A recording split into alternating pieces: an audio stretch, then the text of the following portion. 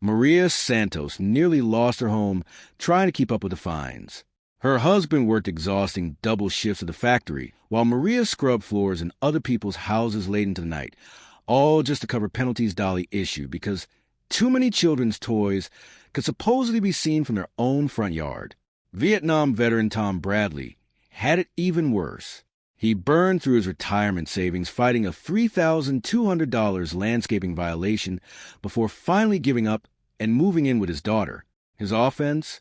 A patch of dandelions in his backyard that Dolly's inspectors had photographed by trespassing onto his property. Exactly the kind of selective enforcement that makes federal prosecutors start paying very close attention. The Hendersons, already exhausted from raising newborn twins, were hit with $1,800 in fines because Dolly claimed their diaper disposal system violated atmospheric quality standards. They even installed a commercial-grade air filtration system just to satisfy her complaints. But somehow it still wasn't good enough for her hypersensitive nose. Every story I heard poured gasoline on my anger. These weren't ordinary violations. They were calculated acts of cruelty designed to drain money and crush the spirits of families who had done absolutely nothing wrong. That's when digital forensics expert Jake Morrison arrived with equipment capable of resurrecting deleted files like some kind of digital necromancer. What he found was devastating. Hidden bank accounts, suspicious vendor payments, and fake invoices for services that only existed inside Dolly's imagination and in her brother-in-law's billing software. The paper trail painted a picture of corruption so blatant, it was almost unbelievable. Email threads between board members planning enforcement campaigns against specific residents. Meeting notes discussing strategies to maximize fines. Communications filled with coded language about community standards that was really just discrimination wearing a polite disguise. Roger's cooperation turned the evidence from damaging into nuclear. Access to Dolly's home computer revealed years of targeting people based on race, age, and income level. Civil rights violations serious enough to attract the attention of the Department of Justice. Meanwhile, I moved to legitimize my agricultural project so completely that no legal attack could touch it. 5 acres of organic vegetables, heritage breed chickens, several thriving honeybee colonies. Ironically, Dolly's harassment had accidentally forced me to build the exact kind of productive farm she'd falsely accused me of running. Local investigative reporter Jennifer Mills joined our mission after Sarah introduced us. Jennifer had already taken down corrupt mayors and exposed embezzling school boards. Her career included death threats from politicians and Pulitzer nominations from journalism organizations. She agreed to hold the story under embargo until the moment our legal strike began. Preparation became as precise as surgery. A professional videographer was hired to document everything in high definition.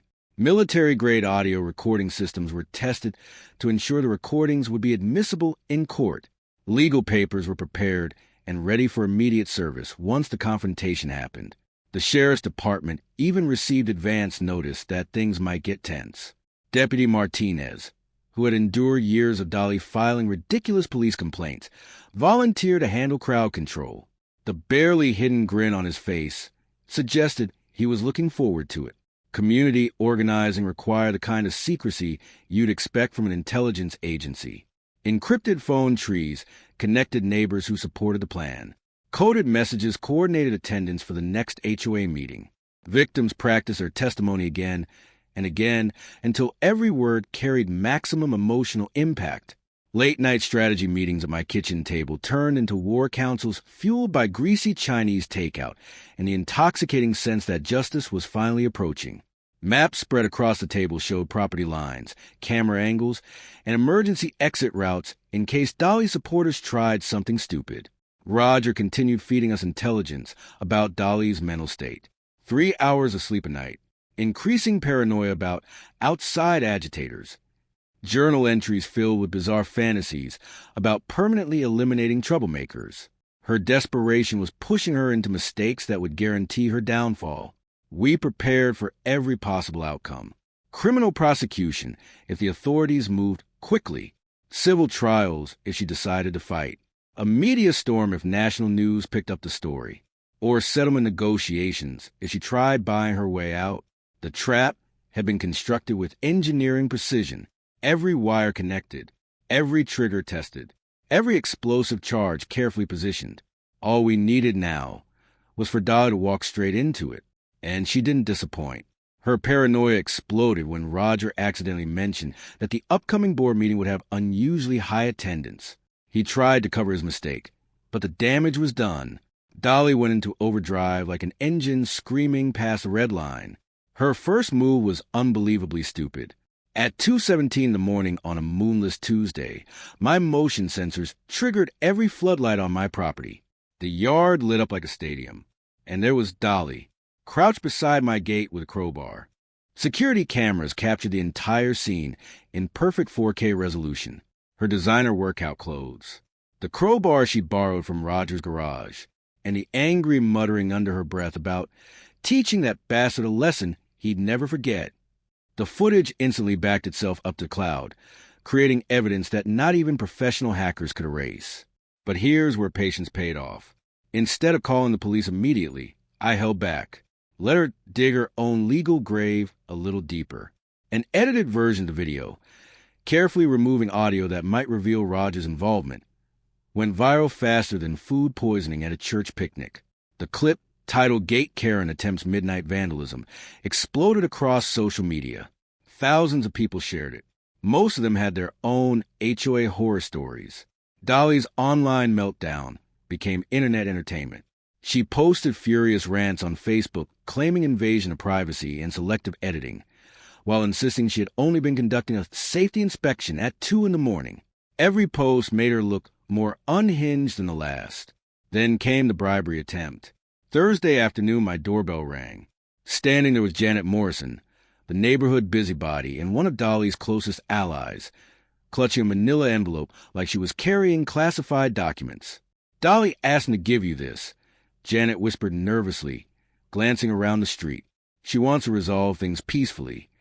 Inside the envelope was $10,000 in crisp $100 bills. Later, forensic accountants would trace those bills directly back to HOA violation accounts using serial number analysis detailed enough to impress federal investigators. The attached note offered payment if I removed the gate and agreed to peaceful coexistence. I'd once attended a white-collar crime seminar where they explained that bribery attempts usually mean criminals realize they're trapped, which made this moment especially satisfying. But I wasn't finished collecting evidence. Janet, trembling like a chihuahua during a thunderstorm, eventually admitted Dolly had paid her $500 to deliver the envelope and pretend she knew nothing about it. She had unknowingly just confessed to participating in attempted bribery. Meanwhile, my Good Neighbor initiative was transforming public perception faster than Dolly could sabotage it. Saturday farmers markets started attracting hundreds of visitors. People came for the organic vegetables. They stayed to hear neighbors share their stories about HOA harassment. Stories so outrageous they would make civil rights attorneys shake their heads in disbelief. The contrast became impossible to ignore. My property was building community. Dolly's actions were exposing corruption. Local news crews began showing up. At first, they came for light-hearted agriculture stories. Then they realized there was a much bigger story unfolding. Dolly responded the only way she knew how. More police complaints. Weekly calls claiming I was threatening her simply by existing. Accusations that I was stalking her whenever I drove past her house to reach my own gate.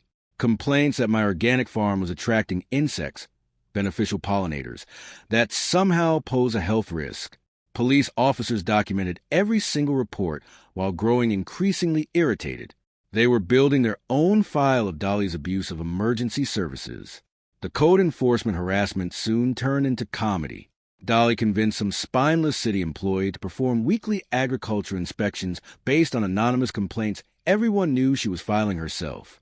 Inspector Williams, a patient man used to dealing with nonsense, never found a single violation. After one especially ridiculous complaint about my compost system, he finally snapped. "Ma'am," he told her flatly, "organic farming is legal, beneficial, and none of your damn business. Stop calling unless someone's actually dead." Roger's mental health deteriorated as Dolly's behavior spiraled further out of control. She slept 3 hours a night, obsessed over surveillance of my gate. filled journals with wild conspiracy theories about plots against her authority. Her breaking point came when she demanded Roger install cameras aimed directly at my property, illegal surveillance that could lead to felony stalking charges. Roger secretly handed over copies of her journal entries. They read less like HOA correspondence and more like the manifestos of someone losing their grip on reality. Community support for Dolly collapsed completely. Former allies abandoned her. People publicly backed my farming project instead. Even those who had once defended her realized being associated with a corruption investigation would destroy their reputations overnight. The stage was finally set. Dolly's last desperate move proved she'd lost all sense of reason.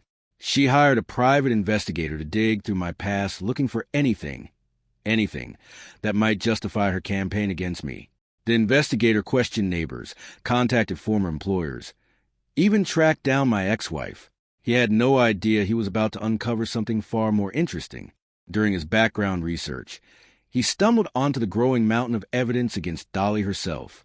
Professional ethics and basic self-preservation kicked in immediately. The investigator contacted Sarah's office and offered testimony in exchange for immunity. Apparently, Dolly had offered him extra money if he could creatively reinterpret my divorce records or employment history. The plan backfired spectacularly. My professional network rallied behind me instantly.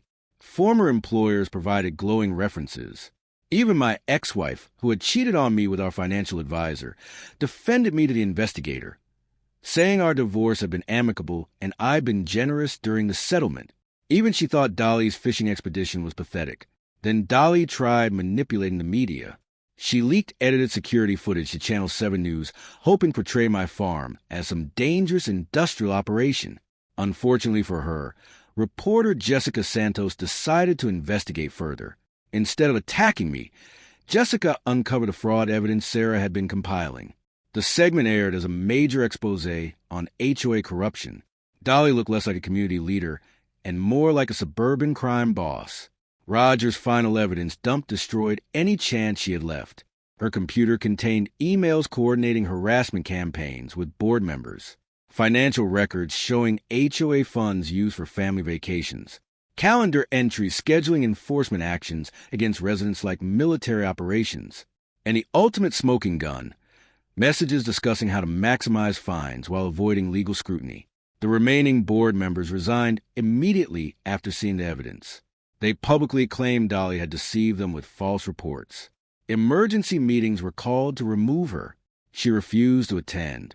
Instead, she barricaded herself in her house, like a dictator facing revolution. Roger moved out that same weekend for his own safety. While Dolly's world collapsed, my farming project continued growing. Community garden programs launched with local schools.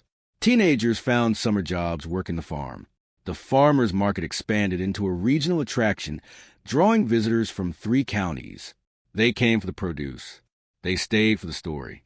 Local businesses began sponsoring programs. Media coverage portrayed the project as a grassroots movement against corruption. Dolly became completely isolated. Former friends avoided her. Neighbors crossed the street rather than speak to her. Even service companies started refusing her business. Her final attempt at retaliation was organizing a protest against my Saturday farmers market. She managed to gather exactly 3 supporters, 4 angry people holding badly spelled protest signs. Meanwhile, hundreds of families enjoyed fresh vegetables and live music. The footage went viral. Again, millions watched the clip online. But they weren't laughing at the farmers market. They were laughing at Dolly. The comment sections exploded with people sharing their own HOA horror stories. Anonymous tips began flooding district attorneys' offices, federal investigators, and journalists across the country. Dolly had accidentally sparked a national conversation about HOA abuse. And the final showdown was approaching. Thursday's board meeting. The last meeting Dolly would ever control, though she had absolutely no idea yet. The legal documents were ready. The media had been alerted, and every victim was prepared to tell their story publicly for the very first time.